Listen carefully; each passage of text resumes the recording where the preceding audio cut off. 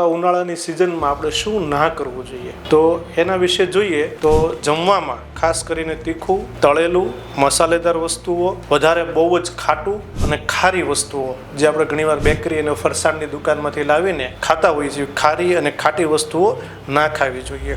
વધારે પડતો શારીરિક શ્રમ, ઘણી વખત આપણે જોઈએ છીએ કે અત્યારે હાલ જીમ અને કસરતનું જે ટ્રેન્ડ ચાલે છે તો શરીરની સહન શક્તિ કરતાં વધારે કસરતો અથવા તો બપોરના સમયે તડકામાં જવાનું અને વોકિંગ પણ એક્સેસિવ વોકિંગ, વધારે વોકિંગ કરવું જોઈએ નહીં. સાથે ખાટા ફ્રૂટ અને દૂધ એ પણ બંને સાથે લેવા જોઈએ નહીં. કારણ કે અત્યારે ઘણા બધા ફેમિલીમાં આપણે જોઈએ તો ખાટી કેરી સાથે ડુંગળીના ટુકડા મિક્સ કરીને ખાવાની એક મેથડ્સ હોય છે.